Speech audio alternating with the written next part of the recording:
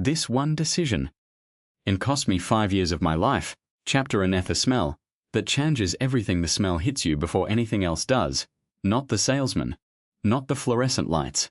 Not the rows of gleaming metal sitting in the afternoon sun. The smell, leather, newness. Something faintly chemical underneath it all. Something that smells oddly like ambition. You are 25 years old. You are sitting in the driver's seat of a brand new Camaro SS and the salesman has stepped away to run the numbers. Both of you understand what that means.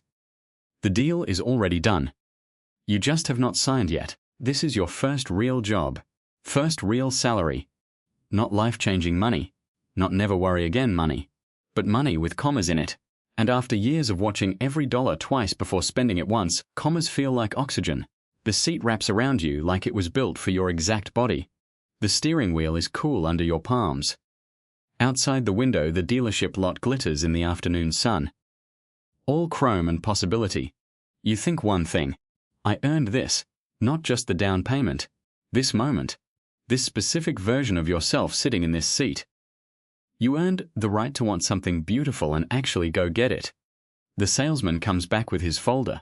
Inside is a number $947 a month. 60 months. 7% APR on a $48,000 car. He says it like a fact of nature. Like weather.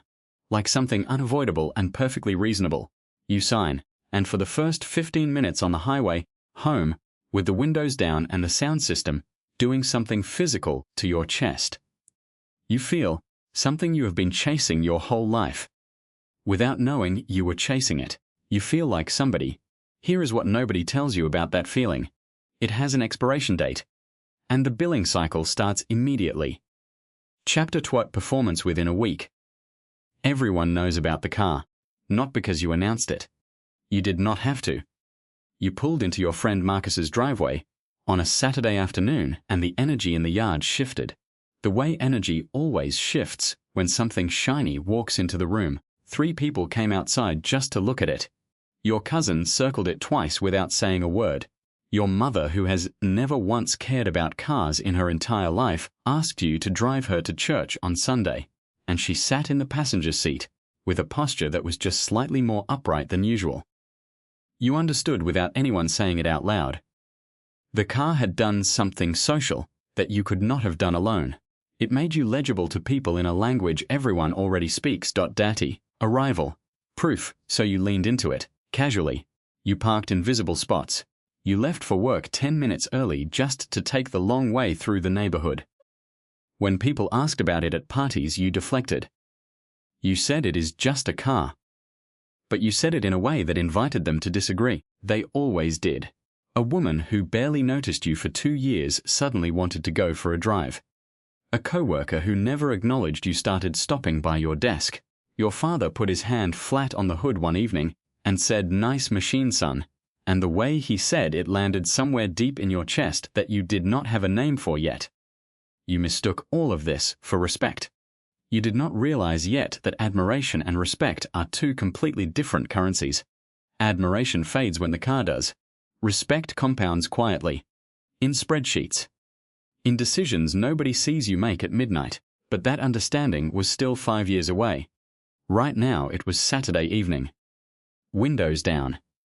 And you felt like the version of yourself you always suspected was hiding somewhere underneath the ordinary version. The bill would come. It always comes. But not yet. Chapter 3 crack month 4. The payment comes out on the 12th. You set up autopay because watching $947 leave your account manually every single month felt like a kind of wound you were inflicting on yourself. So now it just disappears. Quietly. Without drama. The way slow damage always works. But $947 is not what a car costs. You know this now in a way you did not entirely know when you signed. There is the insurance. $310 a month. Because a performance vehicle and a 25-year-old male driver is a risk the industry prices with cold precision. There is the gas. Because a 6.2-liter V8 drinks premium fuel with the indifference of something that has never once received a bill. There is the first repair at month 3. A sensor. Something minor, $340, and the quiet realization that this car will always need something. It will never be finished costing you, add it all up, $947 in payments. $310 in insurance, $190 in fuel, $80 in average monthly maintenance. That is $527 a month. Over $18,000 a year. You adjust. You stop eating out. You push back a trip. You tell yourself this is temporary. You will get a raise. Something will balance out. This is what financial tightening actually feels like. Not a dramatic collapse. Just a series of small contractions. The world gets a little narrower. The margin for error gets a little thinner. And you barely notice because each individual sacrifice examined alone seems perfectly reasonable. Fine. Here is what nobody tells you about fine. Fine is exactly the temperature water sits at right before it boils. Chapter 40. Math that breaks you. You are 27. The car is still beautiful. The payment still comes out on the 12th. But something else has happened. Something you were not tracking. Something that arrives not as a crisis, but as a quiet Tuesday afternoon reckoning. Your friend Devon just put a down payment on a house. Devon, who drives a 6-year-old Civic with a crack in the dashboard. Devon, who you have worked alongside for 3 years and never once had a conversation about money with. Devon, who is 27 years old, same company, makes within $9,000 of what you make. You do the math one night alone with your phone calculator, and something uncomfortable settles in your chest. Devon was putting away $1,200 a month. Automatically. Invisibly. An index fund that nobody at any party ever asked him about. No admiring glances. No Saturday driveway moments. Just a number growing quietly in the background. Completely indifferent to whether anyone noticed. Meanwhile, the car you bought for $48,000 lost roughly 20% of its value in the first year alone. $9,600 of evaporation. Just gone. While it sat in parking lots looking good, cars lose up to 60% of their value over 5 years. The $48,000 you financed will eventually be worth somewhere around $19,000. The loan will not care. Here is the number that truly guts you. If you had invested that $12,000 a year in an S&P 500 index fund at the historical average return, you would be looking at roughly $73,000. By the time you turn $30,730 is not a fantasy. It is a down payment. It is a completely different conversation. It is the version of you who has options instead of obligations. You sit with that number for a long time. The car is in the parking lot below your window. Beautiful, gleaming, completely indifferent to the math you are doing about it. It does not know what it cost you. It does not know about Devon's house. You close the calculator, you do not sell the car. Not yet, because naming what keeping it is costing you means naming what you have been doing for 2 years. And you are not ready for that particular conversation with yourself. But the crack is open now, and light is getting in whether you invited it or not. Chapter 5 alone in the dark month 31. You sit in the car in the parking garage at 11:52 on a Tuesday night and you do not go upstairs. Engine off. Garage silent. Just you in the dark with the thing you bought to feel like someone. You got passed over for a promotion today. Not fired, not publicly humiliated. Just quietly and efficiently redirected. The feedback was reasonable. You understood every word of it. None of that made it feel better. But that is not why you are sitting here. You are sitting here because tonight you did the real math. The kind where you open every account you have simultaneously and look at all of them at once without flinching. Something you have been avoiding for 7 months. In 31 months you have paid $29,357 toward this car. The car is currently worth approximately $27,400 on the open market. You still owe $27,000 on the loan. Your net financial position on this vehicle is approximately negative $29,000. You are behind by nearly $30,000 on an asset that loses value every single day it exists. And then there is the number that truly guts you.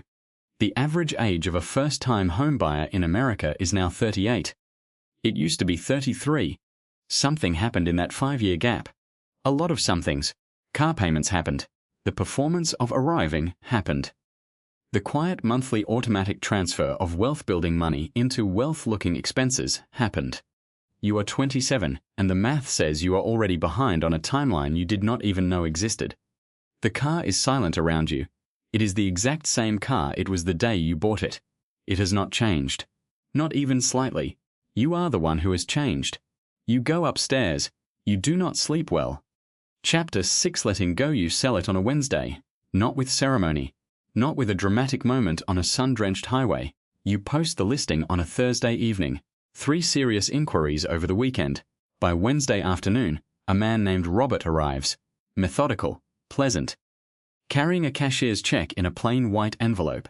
He drives it around the corner and out of your life, while you stand in the parking lot watching the taillights disappear. You feel a grief that surprises you, not for the car exactly. For the self you were when you bought it. The 25-year-old sitting in that driver's seat with the windows down and the sound system. Doing that physical thing to his chest. Feeling for the first time like the story was going somewhere. You are grieving that feeling. The specific unrepeatable high of becoming the version of yourself you had always imagined. Even if that version turned out to be assembled on a 60-month payment plan. You settle the loan. You do the final accounting. After 31 months of payments, insurance, fuel, repairs, everything, you walk away with $4,200. That is it. That is the total material yield of 3 years of $947 monthly payments and $1,527 real monthly costs and every parking garage midnight moment. You put the $4,200 in an index fund. You do not tell anyone. And here is the thing that blindsides you 2 weeks later. The thing you could not have predicted. Driving a used Honda Accord that costs $280 a month and has 54,000 miles and a small scratch above the rear wheel. Well, you feel something completely unexpected. Lighter, not happy, not vindicated, not like you proved anyone wrong. Just lighter. As though a weight you had carried so long that you forgot it was. Weight has been quietly and finally set down. Nobody circles the Accord. Nobody comes outside to stand next to it. Your cousin does not text asking to take it for a spin. You sit with that silence.